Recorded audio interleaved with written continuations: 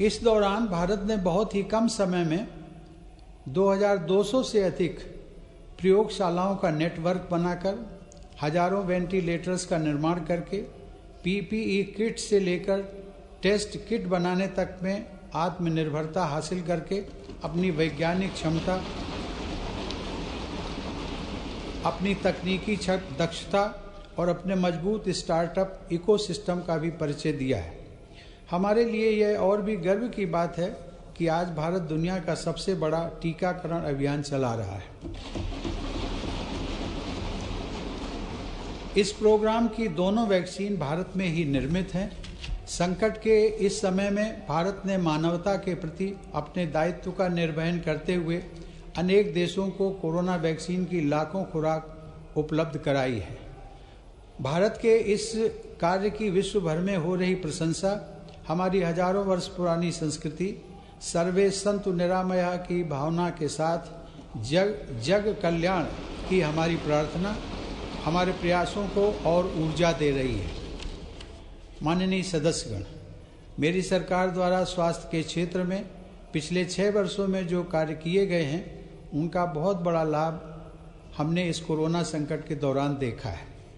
इन वर्षों में इलाज से जुड़ी व्यवस्थाओं को आधुनिक बनाने के साथ ही बीमारी से बचाव पर भी उतना ही बल दिया गया है। राष्ट्रीय पोषण अभियान, फिट इंडिया अभियान, खेलो इंडिया अभियान, ऐसे अनेक कार्यक्रमों से स्वास्थ्य को लेकर देश में नई सतर्कता आई है। आयुर्वेद और योग को बढ़ावा देने के मेरी सरकार के प्रयासों का लाभ भी हमें देखने को मिला है।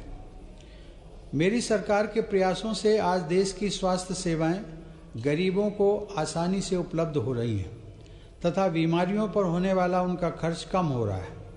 आयुष्मान भारत प्रधानमंत्री जन आरोग्य योजना के तहत देश में 1.5 करोड़ गरीबों को 5 लाख रुपए तक का मुफ्त इलाज मिला है। इससे इन गरीबों को 30,000 करोड़ रुपए से ज़्यादा खर्च होने से बचे हैं। आज देश के 24,000 से ज़्यादा अस्पतालों में से किसी में भी आयुष्मान योजना का लाभ लिया जा सकता है। इसी तरह प्रधानमंत्री भारतीय जन औषधि योजना के तहत देश भर में बने 7,000 केंद्रों से गरीबों को बहुत सस्ती दर पर दवाइयां मिल रही हैं। इन केंद्रों में रोजाना लाखों मरीज दवाई खरीद रहे हैं। कीमत कम होने की वजह से मरीजों को सालाना लगभग 3,600 करोड़ रुपए की बचत हो रही है। माननीय सदस्यगण, देश में स्वास्थ्य सेवाओं के विस्तार के लिए मेडिकल शिक्षा का विस्तार भी अत्यंत आवश्यक है। साल 2014 में देश में सिर्फ 387 मेडिकल कॉलेज थे, लेकिन आज देश में 562 मेडिकल कॉलेज हैं। बीते 6 वर्षों में अंडर ग्रेजुएट और पोस्ट ग्रेजुएट चिकित्सा शिक्षा में 50,000 से ज़्यादा सीटों की वृद्धि हुई है। प्रधानमंत्री स्वास्थ्य सुरक्षा योजना के तहत सरकार ने 22 नए एम्स को भी मंजूरी दी है।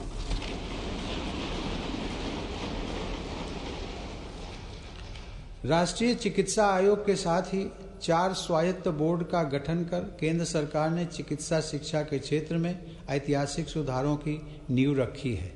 इन्हीं सुधारों के क्रम में दशकों पुरानी मेडिकल काउंसिल ऑफ इंडिया के स्थान पर नेशनल मेडिकल कमीशन की स्थापना की गई है। माननीय सदस्यगण, आत्मनिर्भर भारत अभियान केवल भारत में निर्माण तक ही सीमित नहीं है, बल्कि यह भारत के हर नागरिक का जीवन स्तर ऊपर उठाने तथा देश का आत्मविश्वास बढ़ाने का भी अभियान है। आत्मनिर्भर भारत का हमारा लक्ष्य आत्मनिर्भर कृषि से और सशक्त होगा। इसी सोच के साथ सरकार ने बीते 6 वर्षों में बीज से लेकर बाजार तक हर व्यवस्था में सकारात्मक परिवर्तन का प्रयास किया है, ताकि भारतीय कृषि आधुनिक भी बने और कृषि का विस्तार भी हो।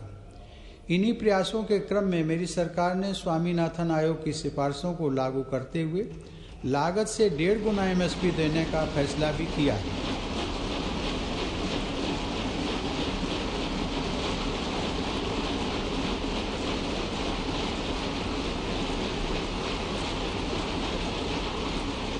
मेरी सरकार आज न सिर्फ एमएसपी पर रिकॉर्ड मात्रा में खरीद कर रही है, बल्कि खरीद केंद्रों की संख्या को भी बढ़ा रही है। आज कृषि के लिए उपलब्ध सिंचाई के साधनों में भी व्यापक सुधार आ रहा है। पर ड्रॉप मोर क्रॉप के मंत्र पर चलते हुए सरकार पुरानी सिंचाई परियोजनाओं को पूरा करने के साथ ही सिंचाई के आधुनिक तरीके भी किसानों तक पहुंचा रही है। 2013-14 में जहां 42 लाख हेक्टेयर जमीन में ही माइक्रो इरिगेशन की सुविधा थी, वहीं आज 56 लाख हेक्टेयर से ज़्यादा अतिरिक्त जमीन को माइक्रो इरिगेशन से जोड़ा जा चुका है। मुझे खुशी है कि सरकार के इन प्रयासों को हमारे किसान अपने परिश्रम से और आगे बढ़ा रहे हैं। आज देश में खाद्यान्न उपलब्धता रिकॉर्ड स्तर पर है। वर्ष 2008-9 में जहां देश में 234 मिलियन टन खाद्यान्न की पैदावार हुई थी, वहीं साल 2019-20 में देश की पैदावार बढ़कर 296 मिलियन टन तक पहुंच गई है। इसी अवधि में सब्जी और फलों का उत्पादन भी 215 मिलियन टन से बढ़कर अब 320 मिलियन टन तक पहुंच गया है। मैं इसके लिए देश के किसानों का अभिनंदन करता हूं। माननीय सदस्यगण, समय की मांग है कि कृषि क्षेत्र में हमारे जो छोटे और सीमांत किसान हैं, जिनके पास सिर्फ 1 या 2 हेक्टेयर जमीन होती है, उन पर विशेष ध्यान दिया जाए। देश के सभी किसानों में से 80% से ज़्यादा ये छोटे किसान ही हैं और इनकी संख्या 10 करोड़ से ज़्यादा है। मेरी सरकार की प्राथमिकताओं में ये छोटे और सीमांत किसान भी हैं। ऐसे किसानों के छोटे छोटे खर्च में सहयोग करने के लिए पीएम किसान सम्मान निधि के जरिए उनके खातों में लगभग 1,13,000 करोड़ से अधिक रुपए सीधे ट्रांसफर किए जा चुके हैं।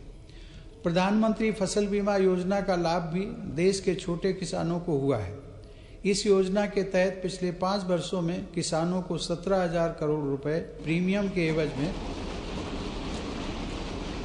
लगभग 90,000 करोड़ रुपए की राशि मुआवजे के तौर पर मिली है। देश के छोटे किसानों को साथ जोड़कर 10,000 किसान उत्पादक संगठनों यानी फार्मर प्रोड्यूसर ऑर्गेनाइजेशंस को स्थापित करने का अभियान एक ऐसा ही प्रभावशाली कदम है। इससे इन छोटे किसानों को समृद्ध किसानों की तरह बेहतर तकनीक, ज़्यादा ऋण, पोस्ट हार्वेस्टिंग प्रोसेसिंग एवं मार्केटिंग की सुविधाएं और प्राकृतिक आपदा के समय सुरक्षा मिलनी सुनिश्चित हुई है। इससे किसानों को अपनी फसल की ज़्यादा कीमत और ज़्यादा बचत का विकल्प भी मिला है। माननीय सदस्यगण, व्यापक विमर्श के बाद संसद ने 7 महीने पूर्व 3 महत्वपूर्ण कृषि सुधार, कृषक उपज व्यापार और कृषक संवर्धन और सरलीकरण विधेयक, कृषि सशक्तिकरण और संरक्षण, कीमत आश्वासन और कृषि सेवा करार विधेयक और आवश्यक वस्तु संशोधन विधेयक पारित किए हैं। इन कृषि सुधारों का सबसे बड़ा लाभ भी 10 करोड़ से अधिक छोटे किसानों को तुरंत मिलना शुरू हुआ।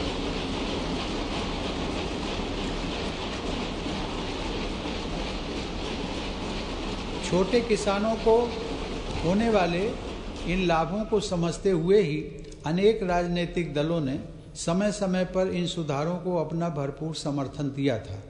देश में अलग अलग फोरम पर देश के हर क्षेत्र में 2 दशकों से जिन सुधार